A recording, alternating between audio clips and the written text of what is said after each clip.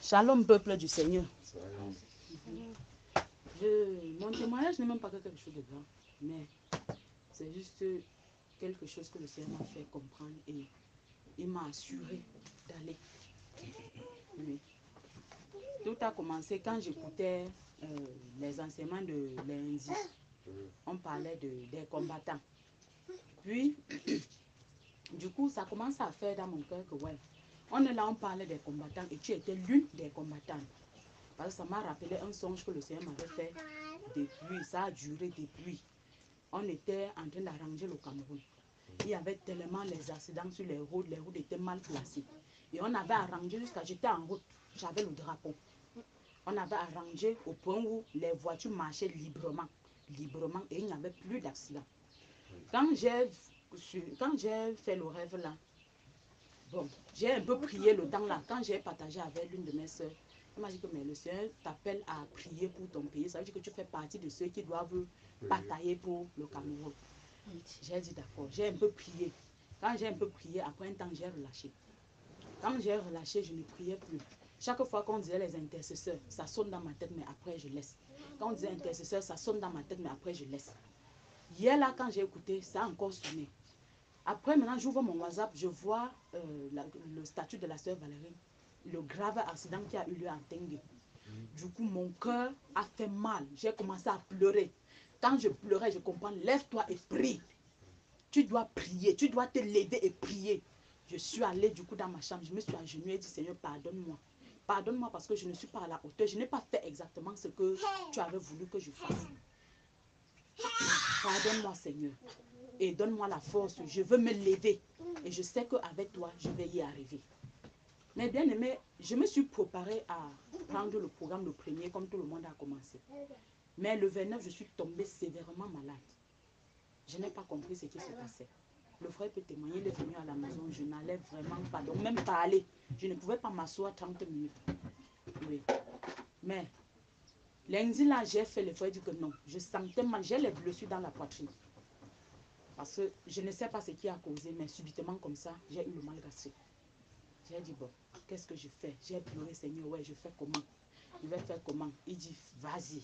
Le premier jour là, j'étais trop faible, j'ai laissé. Hier, j'ai fait un peu l'effort et je devais boire les comprimés.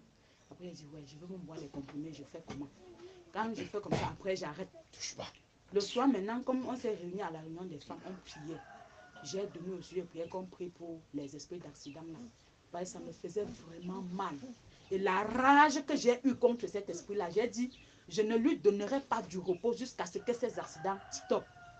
Quand je prie maintenant comme ça, on prie, on a prié ici, on était avec la soeur, on a prié, on s'est séparés. Je rentre, j'arrive à la maison, dans le même esprit. Je voulais continuer la prière. J'ai prié d'abord avec mes enfants, ils sont allés dormir. Maintenant, je voulais continuer dans ma chambre, moi seule. Je suis en train de prier. Du coup, ça fait dans ma tête, maman, tu pries comme ça, là, si elle vient t'attaquer, tu vas faire comment? Quand je dis, comprends, si elle vient t'attaquer, puis le Seigneur dit, n'aie crainte.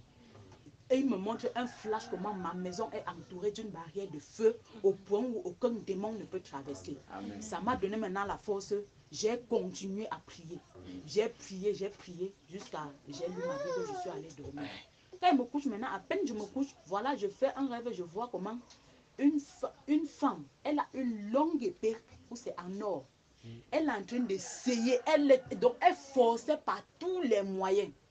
Elle forçait par tous les moyens à vouloir traverser cette barrière.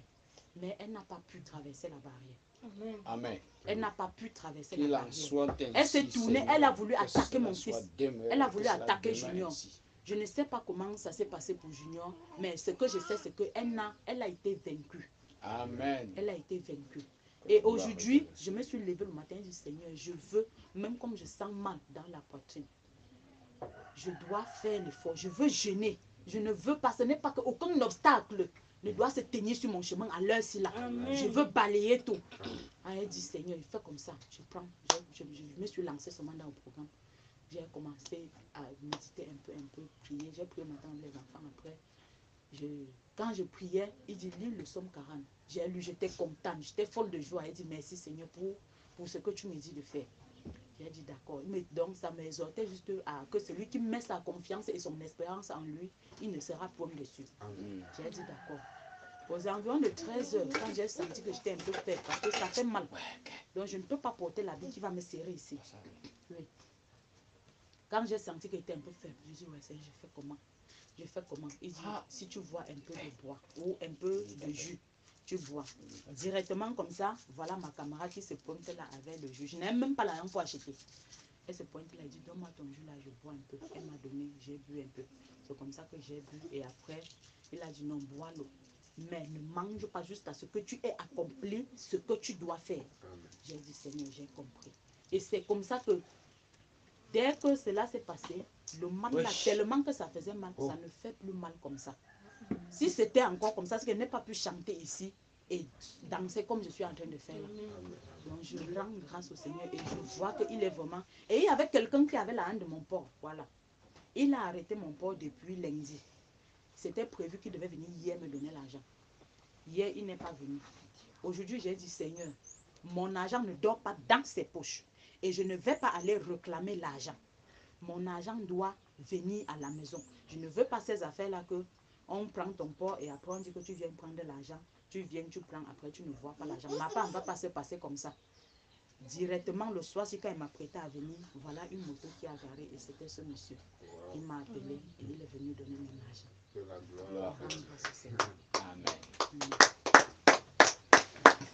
Tu es en train de simplifier, c'est un grand témoignage avec.